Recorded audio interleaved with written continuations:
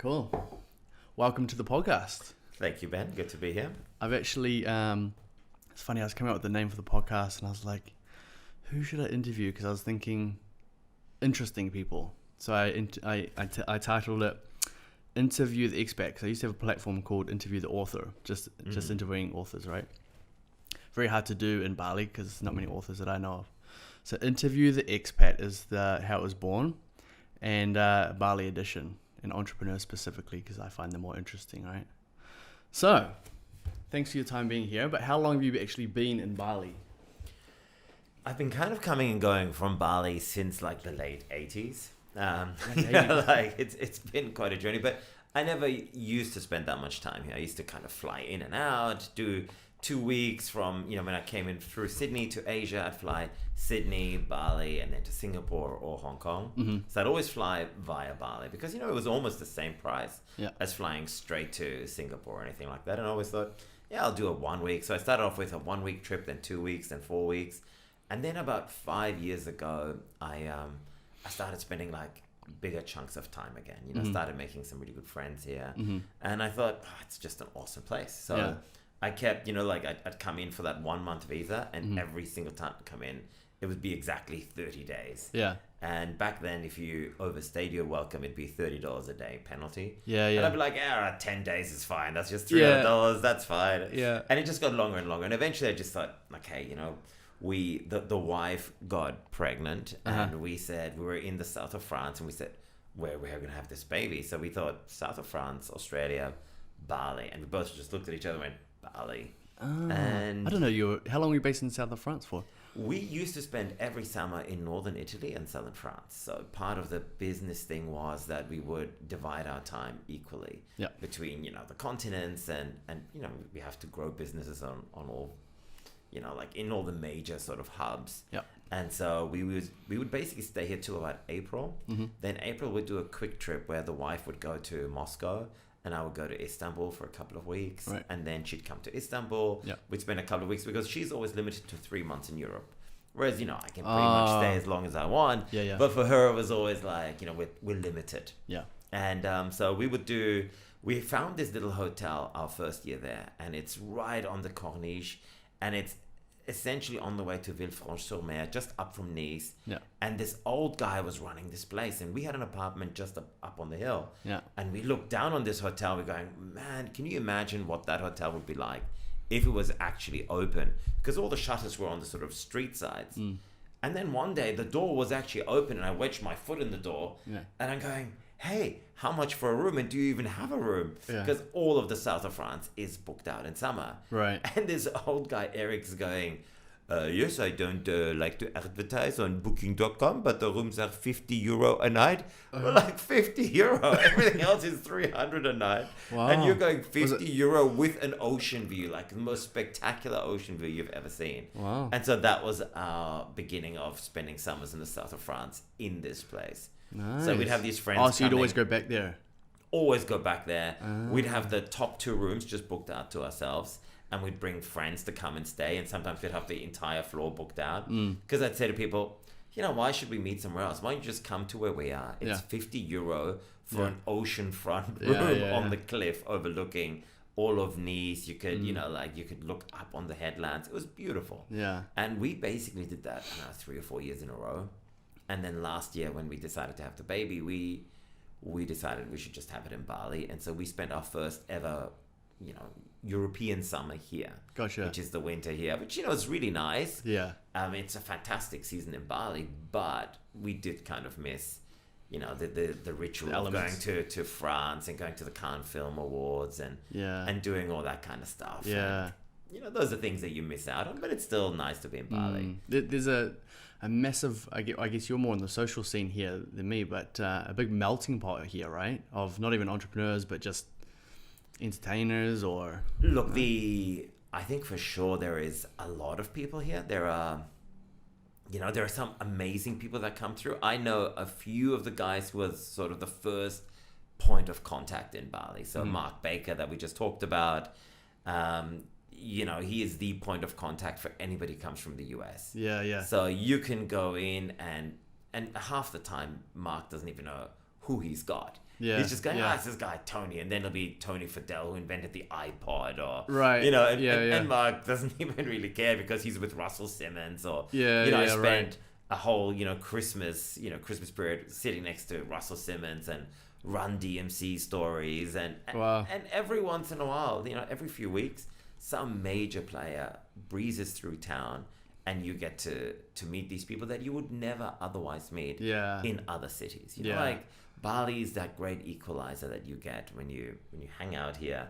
You're good with everyone. You know, Yeah, those people come totally. to you and you just go, hey, it's so awesome to meet you. You're like, holy crap. Yeah, You know, yeah, like- yeah. And you just have to kind of play it cool and Yeah. but yeah, Bali is amazing for its, especially in the last year or two, it's been attracting so many A-list people. Right. They just come here, they're drawn by Uber, but you get Richard Branson the same week as Russell Simmons, and Tyra Banks was just here, and we had my Oh, yeah? wife's birthday a couple of days ago, and that's with Gail Elliott, who's like this super 90s model that I used to have this massive crush on. Wow. And these people just roll into your life, and you're just going, wow, it's so good. Yeah. But overall, I think during this COVID period, it hasn't been quite as much of a melting point as before, because a lot of people went home. Yeah. Like a lot of Australians went home, a lot of Europeans went home. So all that was really left is maybe, I don't know, 10 of us Yeah. guys, and about 50 Russian models. So it wasn't, What a segue that is. yeah, So. it wasn't really that much of a melting pot as usual. Because classic. you saw us in that, we live in the same compound, so Yeah. we have our little group that goes Yeah. out to all these things, and Yeah, whether yeah. we go to Morabito or whether we go Yeah. to private villa parties Yeah, or yeah. wherever, we're always pretty much together. Yeah. So 10 guys and 50 Russian models. It's funny. I was like, I think you just moved in, and you're like, yeah, we've got the top 2 stories, and then it must have been 4 or 5 days later, and it's just like 4 girls sitting out by the pool in bikinis. I'm like, I could be living in a worse place. You know what I mean? It was hilarious. you know what? It's all lost on me because I'm married. I have a kid now. It really doesn't matter. It's all come too late in You're life. still looking. As usual, when you're in your 20s and 30s, nope, none of that ever happened. Yeah, yeah. And now that I'm, in my middle age, Yeah. with a kid, Yeah. that's usually when I hang out with all these people. But look, it's still fun, and it made COVID very, very social. Yeah. And Yeah. I think we were just so blessed to have been in Bali during that period. I wouldn't have wanted to be anywhere else in the world. Yeah. Well, it's. I mean, there's pros and cons, right? Like, I mean, I still go to the gym, D gym, right, and get 88, and when so much of the world locks down, it's almost like Bali's a little bit careless, where you can still kind of go out, still do things. I mean, bars are now starting to reopen. Being from New Zealand's now like level 1, I think. I think they're one of the first countries in the world to like almost go back to full, before pre-COVID. I think Aussie's level 2, right? Well, look, whatever New Zealand did was perfect, and you've got the best leader in the free world right now. She's amazing. Yeah. I think she's amazing. Yeah. I love that. She kind of shows how women can actually run a country. Right. I haven't always felt that way. Some women leaders, when they came to power, they were like super tough. But look at Jacinda Ardern. She's just so cool. Her response to the gun violence, her response to this. She's on the right side of history wherever she goes. And I think that's true. eventually people, it's pretty extreme, that she's so far to the left.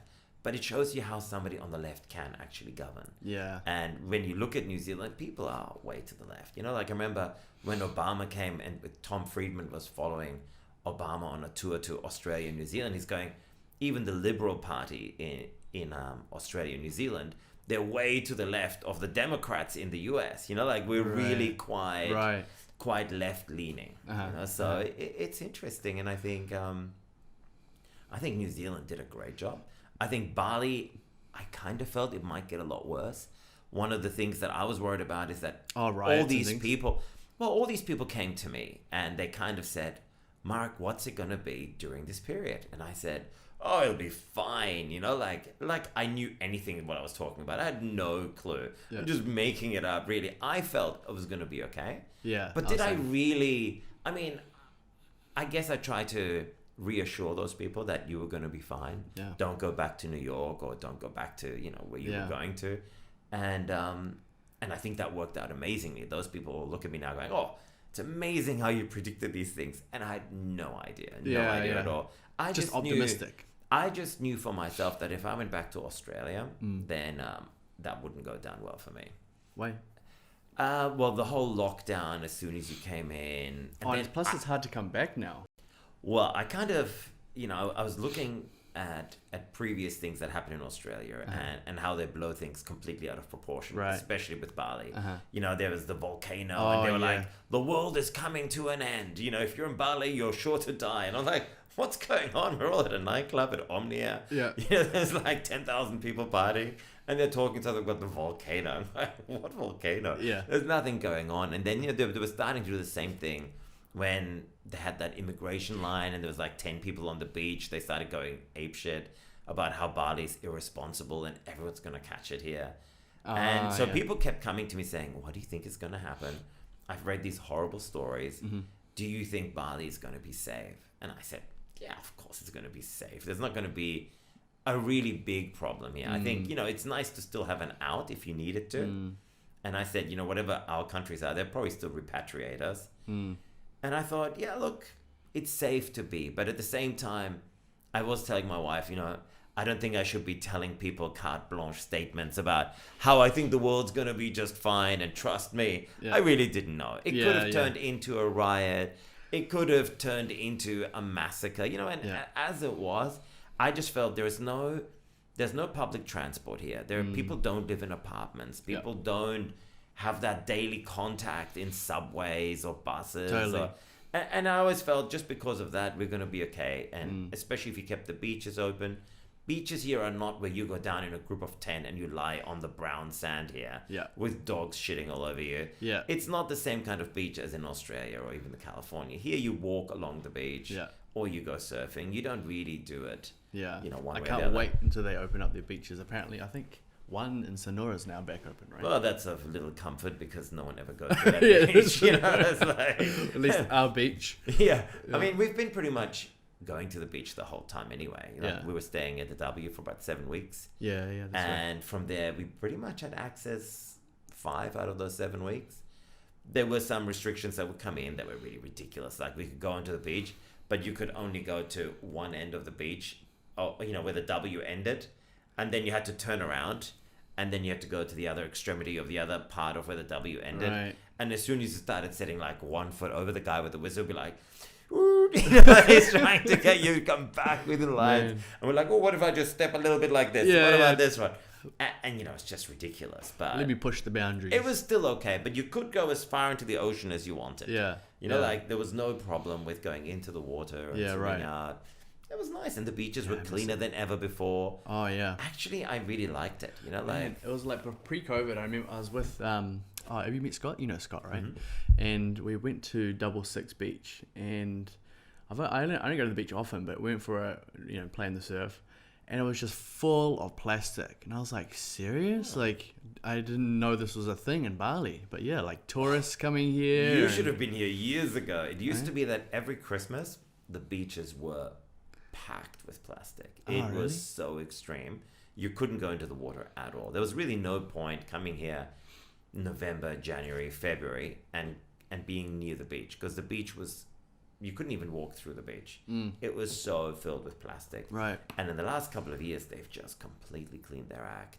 But I mean, who takes responsibility for it? The Banja? Well, look, I think I'm not an expert. I think Baker will actually know a lot more. He's quite involved in that. I think what has happened is that some Western guys came in and brought in some technologies to capture, and filter a lot of these, the garbage out. People have been made aware of, not putting in their things. And it's been much less rain as well. In the old days, rain season used to be crazy. It used to rain all the time and wash all the crap into the ocean. One of the great things about global warming is that it doesn't rain here anymore during rain season. It rains now during dry season. Yeah, it's funny. It's been terrible the last week. It's just, you just go, oh, okay. Yeah. In the old days, you used to come here and it used to just bucket down. And then it would stop, and then it would bucket down again, and then it would stop. And you get to the beach, it was just disgusting. You'd never want to swim. I once took my mom and that part of my stepdad's family to the beach in Jimbaran, and it was just full of garbage. Wow. They're like, I don't think we want to eat here. Just like you're in a garbage dump. Yeah. And nowadays it's been really, really You're down nice. by probably the nicest part I've been to is down by outside the front of Coup d'etat. Oh, the beach there. Well, the further you go down, the whiter it gets. Right. Right. So the further you go down, I mean, yes, Coup d'etat is not the nicest area, but the beach is really good. And of course, if you turn that corner to Jimbaran, it gets a little bit whiter again. So literally, it starts off in Uluwatu and gets progressively darker and darker and darker until you're up north, and it's just black sand. Yeah. Like if you're in Chemagi on the beach, it's just black sand. Oh yeah. Oh yeah, it's completely, it's I've never really, been really there. dark. Where's It's almost like Costa Rica. Chemagi is north of Sese. So as you go up that beach, Perenenan, Sese, then there is a rock formation, and just beyond that, that's Chemagi. past like Tanalot. It's just before Tanalot, but it's still super dark beaches up there. And if you go up to the Suri, it's all volcanic. Yeah. Yeah. I mean, beautiful beaches still, but black. So it's different. But if you go to Karamakandara, that's super white beach. It's beautiful. Because how long you been here now? In one go? Yeah. Well, I'd like to say a year. Or based here, I should say. Yeah, a year. But, we still kept traveling quite a bit. Yeah. In between. Like, we spent a month in Sydney. We spent a month in Moscow just recently. So we just made it back before COVID happened. I had flown to, because I'm here on an APEC, right? Which is super easy to get in New Zealand, but hard apparently in Australia. And I'd flown to Malaysia on my visa run. And I came in, I think, on the Sunday, and on the Wednesday, they closed the borders because of Corona. I was just like, just in time. Otherwise, I would have had no option, right? Because they didn't bring the extension out for visas until like a week later or 2 weeks later. So lucky. So I didn't actually know about that, about the French, you living in France or going there for summers. So that's that part of the story. And now I know a little bit about your background before in Australia and then coming here. But for those that obviously don't know, what's your... let's start from when you were 10 years old. No, I was just joking. So what's your actual, your background? So you played tennis to a pretty high level, no? It was a high level for most people, but it wasn't. Look, I used to be a football player, like soccer player when I was a kid, and lived in Germany. And I kind of thought, that's what I want to do with my life, is just play soccer. And then one day my mother said, pack your bags, we're moving to Australia. And I'm like, oh my God, I don't want to go to Australia. And actually, ironically, we moved to Australia and we absolutely hated it. It was just... It was so backwards still. In the mid-'80s, Australia really wasn't that great. Like in front of the Opera House, there were just car parks, and, where the toaster is these days. It was there were no outdoor cafes. It just didn't have that whole culture running through it. We basically settled in Balmain for a little bit, and we said, it's okay. Where's that? Balmain is like west of Sydney. It's kind of like the big bohemian kind of artsy area. Right. Had a huge gay scene. It was really interesting. But we stayed for about 6 months in Australia, applied for our citizenship, and then went back to Germany. Because we thought, screw this place. And I remember going to Germany. The day that I landed, it was the day that Boris Becker won Wimbledon, the German guy winning Wimbledon. Right. And suddenly everybody was into tennis players. So, I was 15 years old. So I thought, this tennis thing is really good to meet girls. And so suddenly I became a tennis player overnight. And the football thing kind of just dropped away. And I just started playing tennis. And, I kind of thought I could make a pro life out of this. And I kind of did okay. I still went to school. I think when I was like 16, I played this guy, Peter Korda, who ended up becoming number one for a little bit. But I didn't know that when we were 16. He was just a guy 1 year older than me, and he was so good that I was just prying the ball out of the back of the net. Like the fence, trying to get the ball down, going, that was a good serve. Oh my God. I'm like thinking, my mama is right. I should go back to school, finish my schooling. So I finished schooling. And after schooling, I went and played tennis for a bit. So that was the beginning of a tennis career of sorts. And tennis has been really good in the sense that I don't really love it. But it kind of, every time that I didn't know what I was going to do, I just basically pick up the phone and say, okay, I'm back on the market. Right. And people just give me really good jobs. And And it allowed me to see the world. So that was Yeah. a really great thing. You know, with tennis, Yeah. I went to almost, you know, like 15, 20 countries around the world. Wow. So Just it was- entering into tournaments and things. No, you know, also it was tournaments, obviously, but it was also jobs. I worked for like this German Club Med sort of competitor, okay. owned by the TUI, the biggest, you know, travel consortium in the world.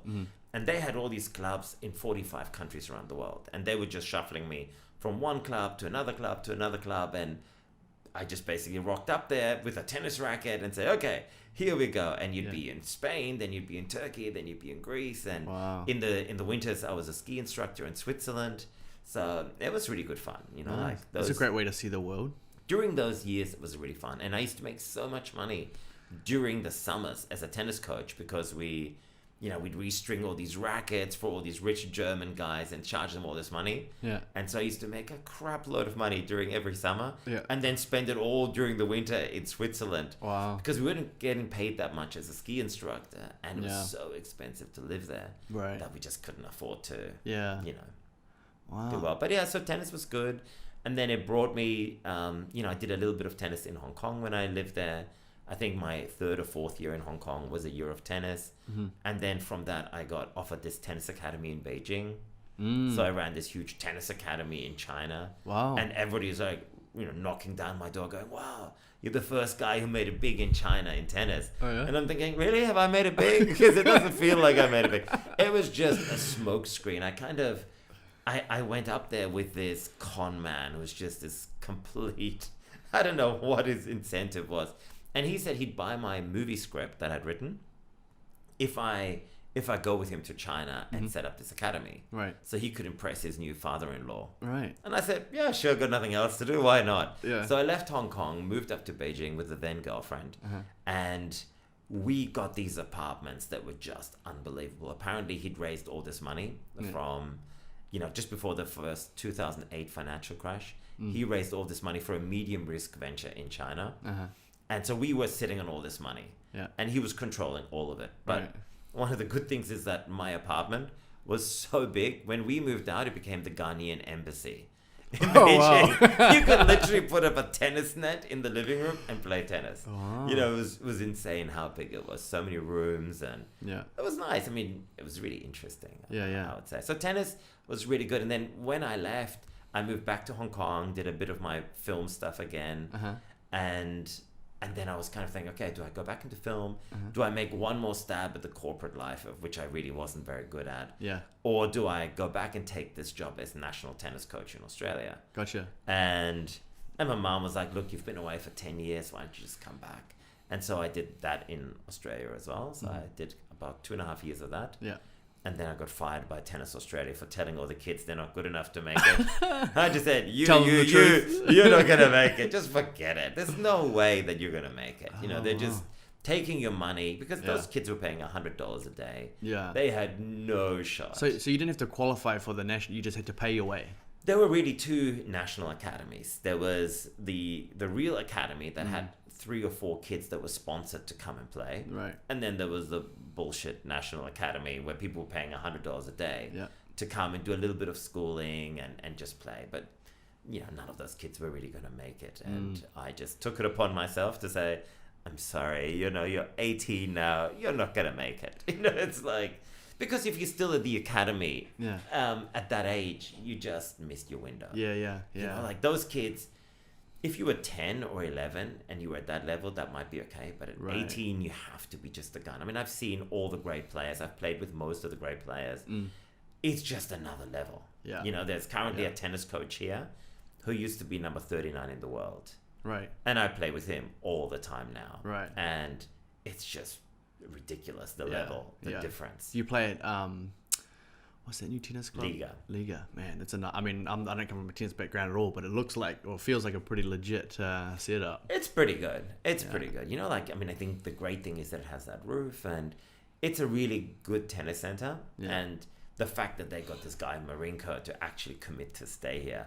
And I think I had a big part to play with him because I'm going, come on, Marinko, stay here. Don't go to Australia, because he was going to work for the Australian Tennis Academy. Oh, so he's like the head coach there. Yeah. Well, he's technically not even the head coach, but he's certainly the senior coach, the kind of glamour guy. Right. He got Novak Djokovic to come out here and head to the tennis center. Gotcha. So he's another guy who's looking to move here.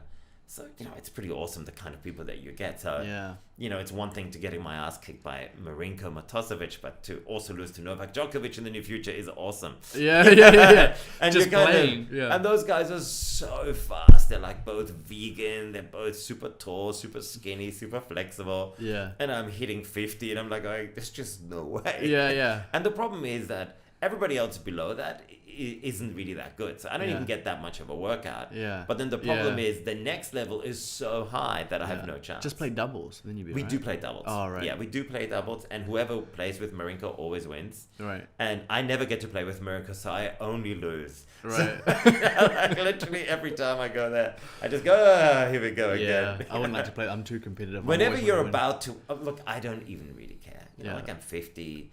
It's so nice to play with and he's so nice about it as well. Like he'll play at exactly that level where you still feel like you're in it. Yeah, right. And he'll do a certain serve to me that's maybe a little bit harder, but then he can justify, playing to a slightly weaker player. So he does it really well. And you hardly notice that you're actually pretty crap. Right. And that you're moving to different physical laws, of Yeah. gravity. We're playing these different games here. When you turn 40 and you see a drop shot that you've seen your whole life and you used to just run it down and kill it. Yeah. Now you see, I'm going to easily get that ball, and you start racing towards that ball.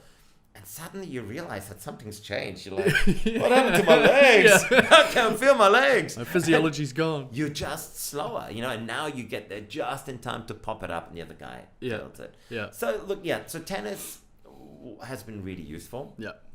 I don't see myself doing tennis again. Yeah. I think, now I like to go out and play for fun. Yeah.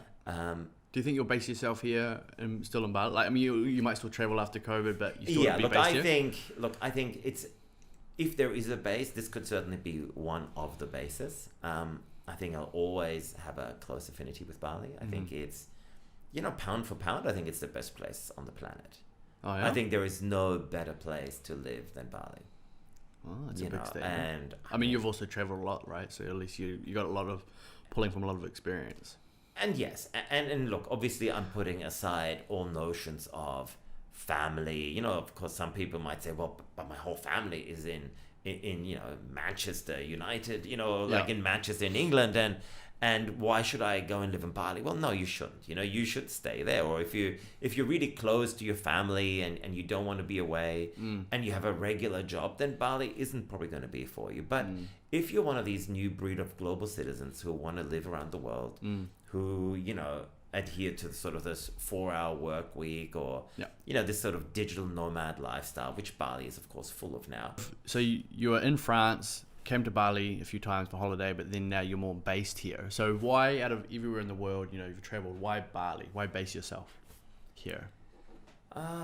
Look, the thing with France was we would basically be between France and Northern Italy in the summers, but then, in the off-between season, there's kind of like a global calendar that you go and that you follow. So Europe is the best. When you get to about May, you get, there's the Grand Prix in Monaco in March, and then it just progresses and becomes really, there's just a lot of events, and we follow that sort of local events calendar. So, by about March, April, we'd be in Europe. Then you do the French Open, you do the Monaco Grand Prix, you do the film festival in Cannes.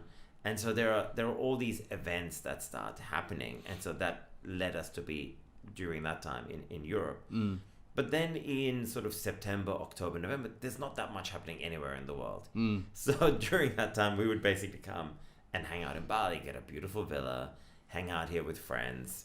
And, I spent a lot of time in Singapore, spent a lot of time in Hong Kong. It was a really easy place to get together with people from Australia, Singapore, Hong Kong, all coming together. And this has kind of become the hub. Everybody is talking about hub, and especially in Hong Kong, everyone from Hong Kong is moving to Bali.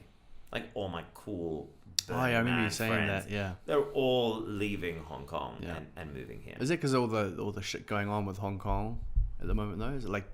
Oh, look, it's a whole bunch of things. I mean, obviously, there is that. There's obviously all the riots were starting off, and then, There was the whole COVID period, and even though Hong Kong handled it quite well, people still use that as a bit of an excuse. And now there is the whole China thing about, cracking down on demonstrators.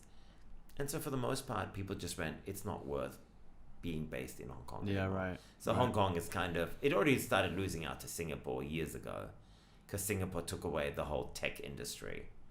Yeah, right. Yeah, there's heaps of tech in Singapore now, Well, right? look, I was in Hong Kong, and it was so exciting when they said we're going to launch a cyber city. It's going to be Cyberport on the other side of Hong Kong. And we all thought, wow, this is so progressive. And the building looked amazing. Yeah. And all that happened is they just had restaurants and shopping centers in there. Oh, There was like no tech, really? yeah. Oh, there was like no tech going on whatsoever there. We're like, oh, that's a shame. Oh. And, even when I was basing my companies, I set up everything out of Singapore. And I mean, Singapore is super expensive. So Colin and I, we still have that apartment in Singapore. That's about $6,000 a month. And it's, it's expensive. And for that Singapore money, is expensive, and right? for that money here, you can live so much better. Yeah. And it's the reason why Bali has become this digital nomad hub. And unlike any other hub, Bali in the 80s and 90s attracted all these Australians to come here and open up amazing restaurants. And that's what I found in Bali. You've got such a wide spectrum of like, if you want to go spend 20 grand a week, whether it's on holiday or living here, you can, right? Whether it's living and dining out, or the other end of the spectrum. So it's like, but all ends of the spectrum here are fantastic, because you come here, you can get a great villa for much less than you can get anywhere else. And then it's so bohemian and cosmopolitan all at the same time. So, you go out, and there is, any kind of food that you want to have, you can have here. And usually it's, those restaurants are owned by people from those countries. Yeah. And they've brought the best of their stuff here. And they've just wanted to open a restaurant because it's the only way for them to have a Ketas and actually live in Bali. Yeah. So all these guys who could have done almost anything else, they all decided we're going to open up a restaurant. Yeah. So now people are making mozzarella in their own bathtubs, and it's every time that you come back, you kind of go, oh, look, there's a new kind of cheese, people are starting to make wine. And, 5 years ago, you used to come to Bali, there was no coffee shop here. Oh, it was the crappiest coffee. You'd always have this Bali coffee. You'd be stirring the coffee, and then the spoon would just stand up on its own. And you'd be like, okay, Bali is still really cool, but maybe I just don't get a coffee here. And then you come back now, and everybody's wearing leather aprons, and they're tapping stuff, and they've got the little funny mustaches, and they're full on, embraced it, right? They've really, and Balinese are so good at the whole service sector. You can teach a Thai how to make, a coffee, but they'll never be really good at it. You teach a Balinese guy to make a coffee, he's like almost like a Japanese guy, is driven to perfection. They have this beautiful visual aesthetic of making everything beautiful. Yeah. And they're so nice serving you. I go to Del Maria, and I'm literally friends with all the staff. Yeah. I didn't set out to become friends with the staff, but they're super nice. Very polite. They come up and they go like, hey Mark, how's it going? The usual number 8, the usual number 18, they know all your drinks already. Yeah. And it's nice, I find that Bali is more sophisticated than, say, Thailand. I used to always prefer Thailand. I used to go to Thailand. You can get a great villa in Thailand. But then you go out of Kamala Beach, you go down to the beach, and you realize they haven't opened a restaurant in 20 years. It's the same places that were always there. Yeah. You might find 1 or 2 good coffee shops now, but it's never been like Bali, where it's just progressed so quickly and become so good. So many great foods. In Thailand, when I go there, I eat Thai food. Yeah. In Bali, when I go there, I don't really eat Indonesian food. Sorry to say. I do the occasional Indonesian. Yeah. But there's so much to choose from here. Yeah. 100%. So I think it's fantastic. They embrace Australian breakfast culture. That's also huge in New York or in LA. Oh, yeah? Oh, yeah, absolutely. You go to New York and everything is like, we have this Australian breakfast place. Aussies, huh? Aussies really reinvented what coffee culture was like. I'm not a big fan of Australia for almost anything else, but they did breakfast. They do breakfast and brunch really well. Yeah. You go to Italy and they have this great coffee, of course, but they give you this little espresso and you go, and you're up, and you're standing at this table in Milan. You can't even really sit down. Yeah, that's People the culture, don't right? Sit down. Yeah. They put in 5 packs of sugar in their little espresso. Yeah. They take one sip and off they go. And you're like, but I want to sit. I want to like read a breakfast. paper. Yeah. That doesn't really happen in Italy so much. Yeah, New Zealand's like that as well. But so, I mean, Bali does attract that well, it does get pegged as that digital nomad. And I was talking to Kat about this the other day. And I didn't realize that Bali attracts so much Russians because of the whole visa thing. Of course. I was like, why is there, Kat, tell me, why is there so many Russians here? Well, there are so many Russians in Thailand and so many Russians in Bali. Yeah. But they're different kind of Russians. Oh, yeah? Thailand That sounds attracts good. the kind of fat old guys that have a fair bit of money and they just want to lie on a beautiful beach and get a good tan. It's also very cheap to fly from Russia, from Moscow to, say, Phuket. It's very cheap. $300, $400 round trips. It's, Right. and then you get a hotel quite cheap and you spend all your money in the hotel. Bali just recently got, direct flights. That's right. And now with the direct flights, it gets a more bohemian crowd. I remember a few years ago, one of my advisors, this guy, Alexander Shulgin, who is like this legendary composer, and now he's like a billionaire businessman. He invited us to this famous Russian old New Year's party. And it's in Nusa Dua. And he goes, later in night, there'll be thousands of people here. And I go, yeah, it doesn't look like that, Shulgin. It looks like there's nobody going to be here for this event. He goes, the band Leningrad will play very good. And I'm going, yeah, all right, we'll see about that. Yeah. Anyway, nobody's coming in downstairs. I keep looking up, and apparently we're in the most VIP party. It's all actors, celebrities, billionaires, none of whom I knew, of course. Yeah. Everyone's like hushing, whispering next to me, going, look who that is. And I'm going, right. Who is it? I have no idea who any of these people are. Yeah. And then suddenly at about 10 o'clock, they open the doors downstairs. It feels like there's a revolution going on as thousands of Russians are storming into these doors and pack out like a stadium-sized place ready for the band Leningrad. Wow. Who themselves are about 50 members in one band. And it was incredible. They were hanging off the rafters. They're playing this music. I mean, it was amazing. All along their headlands in Uluwatu, people were lining up to come and have a look at this band. And you realize, yep, there's a lot of Russians here. Wow. But it works for them because it's warm. There are not really those stringent visa restrictions. It's very loosey-goosey here. You can come in and out. Yeah. In Thailand, that's already more difficult. And of course, they have their own little enclave and their own little, world. There's some good Russian restaurants. There are Russians who make cottage cheese and pelmenis, and you can get everything. I haven't had any Russian food here, I don't think. There's a couple of good places. Oh yeah? Yeah. Like they're mostly Georgian. Like Tiflis is really big. Right. Like a big sort of, there's Usha or something like that. And they're pretty good. Yeah, right. Yeah. I mean, I have to say that because otherwise I get in trouble. Yeah, they're fantastic. Yeah. I wake up every morning with a huge yearning desire for more borscht. It's like, that's hilarious. But like Russians have been coming here for the last few years, and now but it's mostly Russian girls, right? Yeah. I mean, in our life, we don't really have that many Russian guys. Yeah. But they hang out in the Bukit Peninsula. Yeah. But it's a bit expensive for them, I think, to hang out around Seminyak, or they just don't wish to do so. Yeah. And so here we kind of get a lot of the models that come. But why do they get such a stigma? It's funny, like you'll say, more Russian woman, right? And I just instantly go to the stereotype of, no offense, your wife's Russian. Sure. It's like, why do they get the stereotype of, they're a wife, buy the wife online, or they're here as a prostitute or whatever? It's just like, do they escape to Bali and do that, or are they all models, or what? Look, there is obviously a whole bunch of modeling going on in Bali, right? So all these swimwear brands in Singapore and Hong Kong and Australia, they come and shoot here. It's much cheaper. Yeah. Even huge brands will call you up and say, hey, we're going to bring, Triangle swimsuits down here. It's a huge brand. I mean, it's got, hundreds of thousands of followers. They have a big budget, but they come to Bali. Yeah. They get an amazing resort. They invite 4 or 5 models to come down and spend a week. And they all live in these amazing villas and go to great parties. And so there is enough work for most of those Russian girls. But I suppose the whole idea of the Russian mail order bride is that when Russia opened up after, 50 years, 60 years of communism, whatever they had, the initial thing was that Russians were very poor.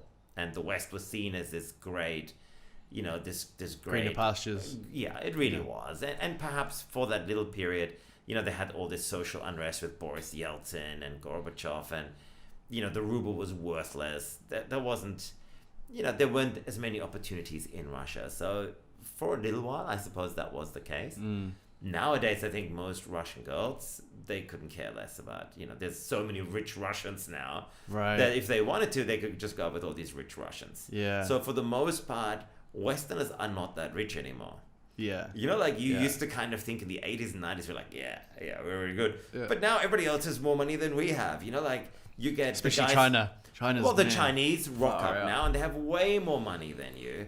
The guys from Jakarta come down here, and they get all those, those private booths at Omnia. They get like $30,000 a day. Yeah. And we're all the Westerners dancing around for them, putting on a bit of a show for them. Yeah. But we can't afford those cabanas ourselves anymore. So, those things have changed. The dynamics have changed. A lot of Russians, like Shogun, have way more money than most of us do. Yeah. The Russians, you go to the south of France, it's all Russians now. Monte Carlo, it's all Russians. Half the license plate at the Monte Carlo casino are Russian. Wow. The most beautiful places. Is it Russian wealth as in corruption, or Russian wealth as in genuine, the built businesses? Well, look, I suppose. I'm not the arbiter of that, but I would say that it's a big market, and if you do really well in Russia, you just happen to be doing really well. Yeah. And they're a little bit more showy than, say, the Chinese. Yeah? Oh, well, you don't see a lot of Chinese rocking up in Monte Carlo, with their Ferraris and stuff. They don't bring their cars.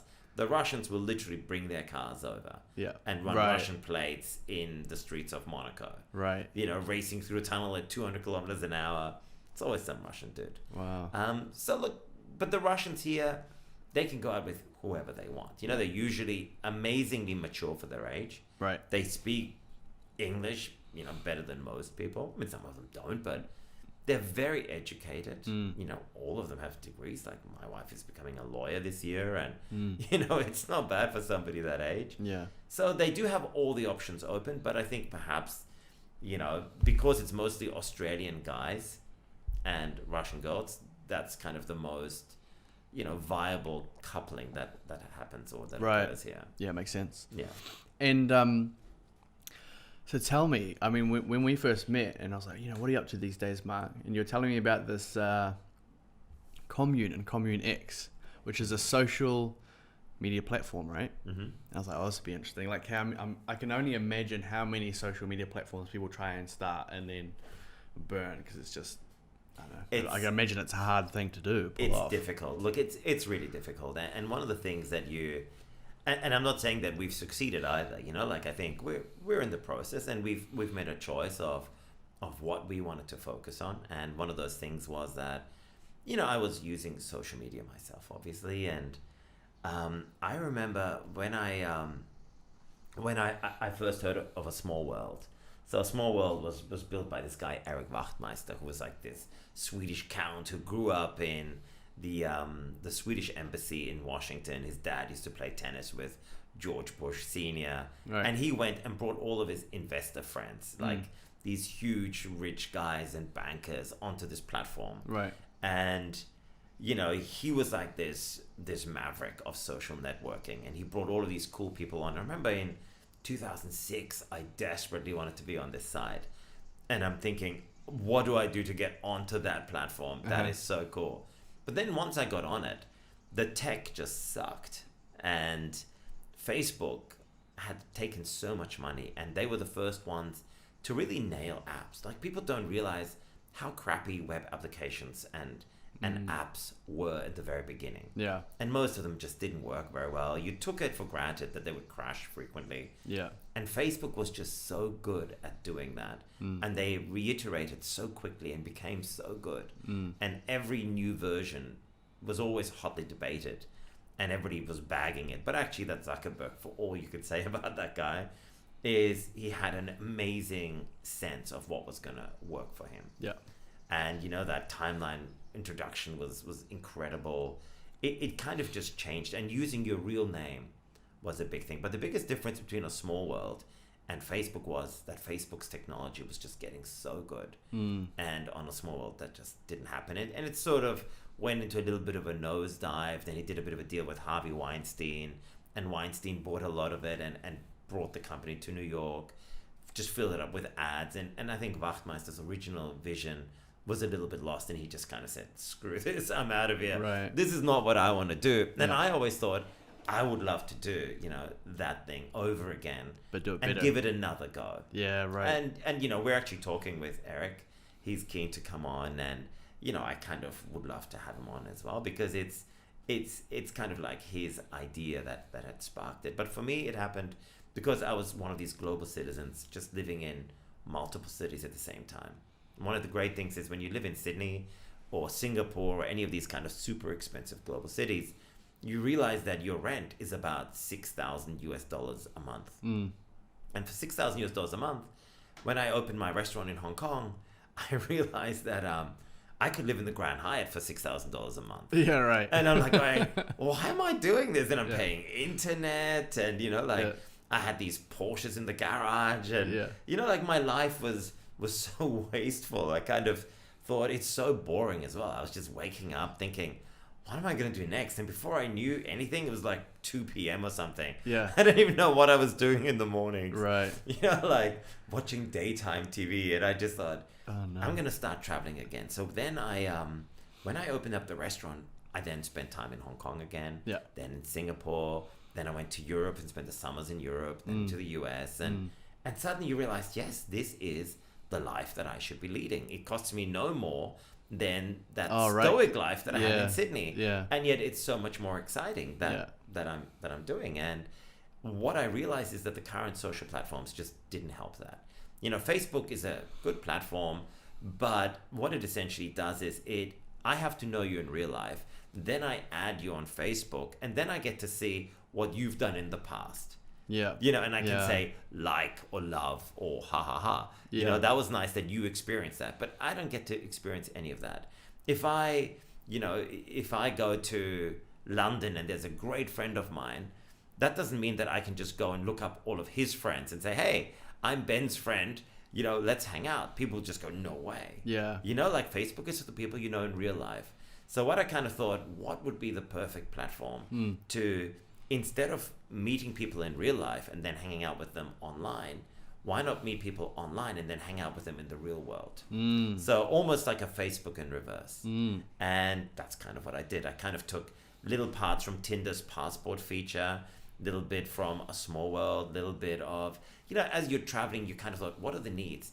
You want to experience, all these parties that are being thrown in a city. Like I was in London and all these friends said, come to London, we'll hang out, you'll stay with us. I rock up and everyone's on holiday. And it was beautiful weather, and I'm walking around the streets catching up with old school friends I had nothing in common with. Right. This girlfriend, this old girlfriend from high school that I had is telling me about her taxi driver husband.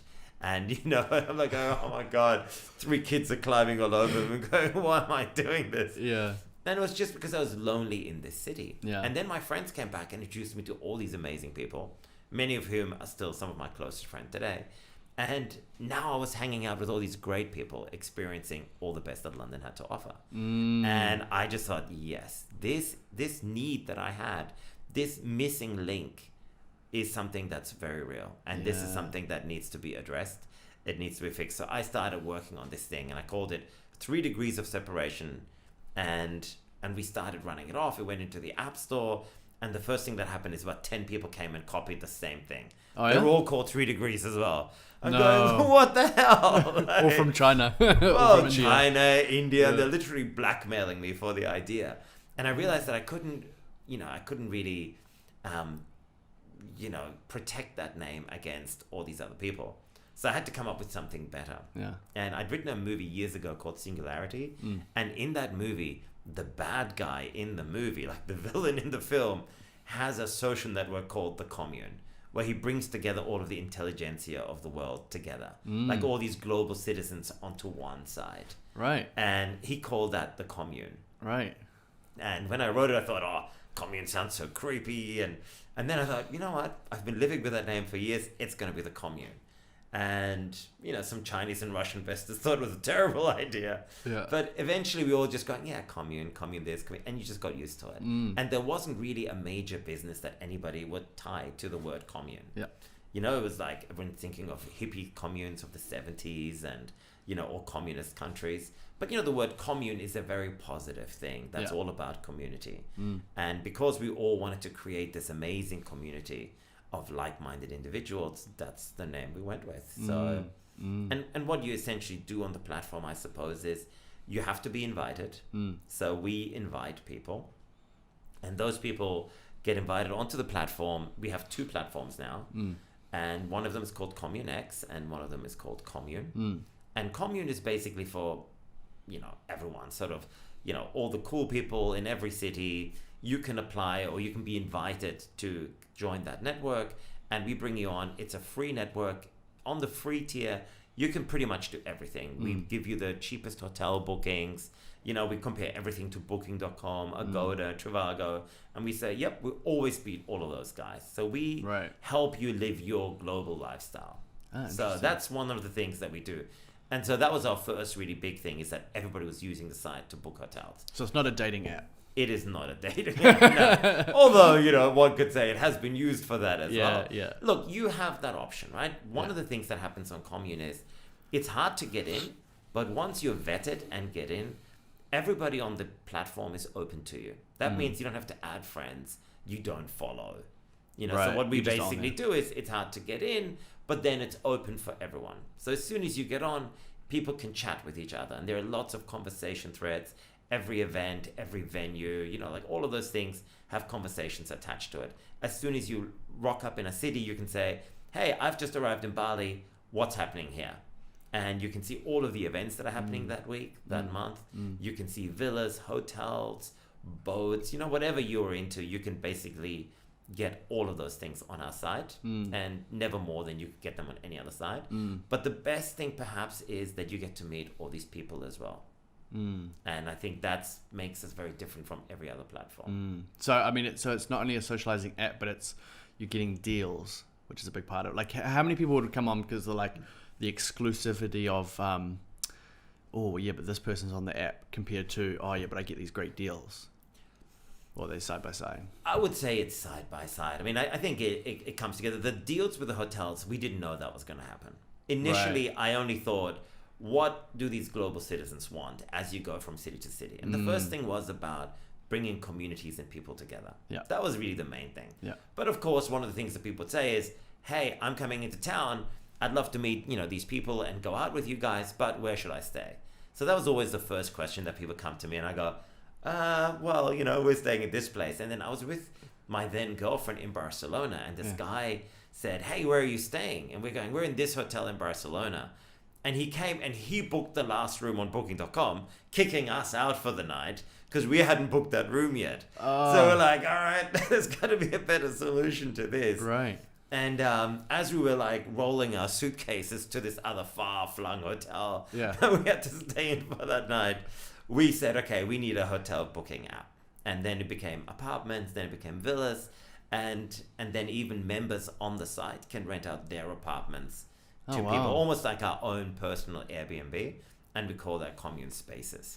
Wow. So that was. So it's almost as evolved. The more needs that you see need to be fulfilled, you're like, let's offer that. Look, we only obviously try to address the needs of this particular crowd, but like one of those advisors, Shulgin, he was just, we were in Moscow in this amazing theater, and he went up to all these guys and he says, I'm using this app 3 to 4 times a week to book all my hotels. And it's way cheaper than SPG or any of these other comparable hotel sites.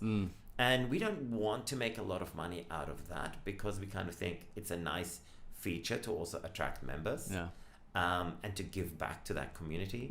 But then at the same time, we also take membership fees for certain things. So we have 3 tiers. There's a $10,000 membership for the Commune Limitless, which kind of gives you a full-fledged concierge as well. There's a $3,000 membership for the Black membership. And then on the Commune app, it's $300 for the premium membership and completely free tier as well. So you don't have to pay, but if you're on the free tier, because it costs me a lot of money to have you messaging all these people, to our Amazon builds are crazy, AWS, those builds the are service. crazy. Yeah. The chat messages, you pay for all of that. Right. I'm hosting it, there's not really any ads running. So at some point we have to make a little bit of money out of it. We're not exactly rolling in it, but it is nice to come up and do partnerships with hotels now or apartment complexes and that are renaming themselves the Commune. We're talking to Tropicola Beach Club to become a Commune community center. And I mean, like those kinds of things, that's even an option, is awesome, where we bring all of our members together. So you have to flash your card, you have and free entry, we give you super cheap food, the best entertainment. But it's going to be very different from every other beach club in Bali. But I mean, that's the blessing, I guess, it's been born out of this whole Corona. If it wasn't for Corona, that probably wouldn't have come about, right? Yeah, look, it's obviously given us some opportunities, but for the most part, it just sucked. Yeah. In February, I was kind of like going, yay, we're on top of the world. I'm talking, to the investors going, we've got the Chinese, the founding father of Singapore. His son is investing. He's taking it to China, to 20 cities. Yeah, Indonesia, we had this huge deal. United Arab Emirates, we had a huge deal. I was basically thinking, I'm not going to have to take any kind of investment whatsoever. We've just nailed this. Yeah. And then everything shut down. Yeah. And, all the travel companies are going broke. We were making all of our money out of the hotels, really. Right. And experiences. And suddenly none of that was happening. Right. And the first thing that we had to do was hire more people who could refund all these travel bookings to those guys. Damn. And you're fighting with these people. We're saying, look, they can't fly there now, the whole world is in shutdown.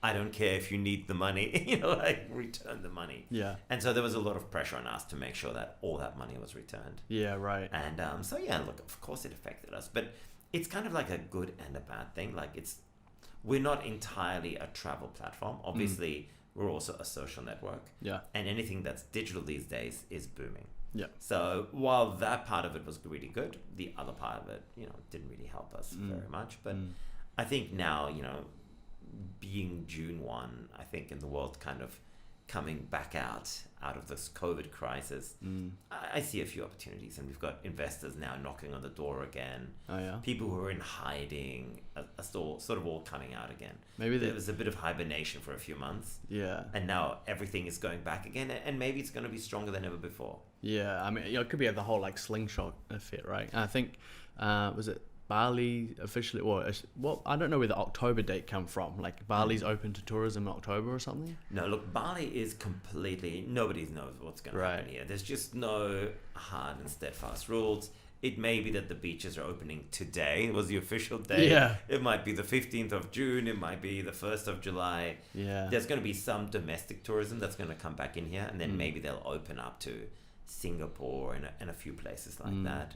I think Singapore and Hong Kong will probably be the first Chinese tourists, but it's going to take a little while for Bali to recover, because if no Australians come here until February, March 2021, then Kuta and Seminyak are screwed. Yeah. They rely so heavily on that market. So Finn's saying they're not going to open until March. Oh, wow, really? Yeah, that's crazy, right? Mississippi, the same.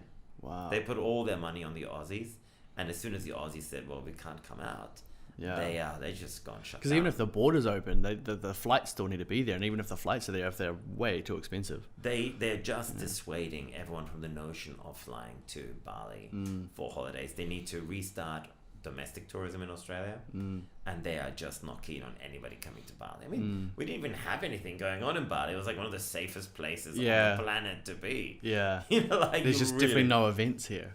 Yeah, you really wanted to be here. And I think the lockdown was maybe not as severe as many other places, but it was way more severe than it ever needed to be. I mean, imagine how many people I know in Bali, and none of them, like nobody that I knew got it. The only guy that I knew who got it was a good friend of ours who lived here, and who in anticipation of the virus escaped to Red Island in Java and got it like within the first week that he was there. Oh, wow. So he got it. He's the only guy who got it. Wow. But, we were monitoring the situation all the time. We thought, okay, it's starting to get serious when the first person that we know has it. Then you start thinking, okay, now it's Yeah, I didn't on know the anyone. list. I haven't known anyone that got it. Nobody knew anybody who had it. You know, there's Yeah. unless you're in that village north of Ubud where that guy came back from that ship. Yeah. You know, or that weird French guy that there are like a million stories about, that old Yeah. French guy who died on the street. Chinese whispers. Yeah, like there's just It's like, nothing really? going on. Was it that? No one saw anybody. You know, like nobody we knew Yeah. ever got it. So, you know, I was happy that I got to spend it in Bali. Actually, Yeah, for sure. For sure. that was nice. Well, I'll have to have you back on like the anniversary of like maybe the 50th one. My 50th 50th Yeah, anniversary. No. That's a really long time between interviews. Yeah, exactly. But no, thanks for coming on. This has been So fun. welcome. Much better than using my bedroom, I think. That would have been This really is much more awkward. professional. That might have been Come really sit on my awkward. bed, Mark. Yeah, it worked for Paula Yates. Yeah, exactly. Yeah. That's so good. Thanks, man. All right, no problem. Good to be Thanks. here. Thank you. Cheers. Bye.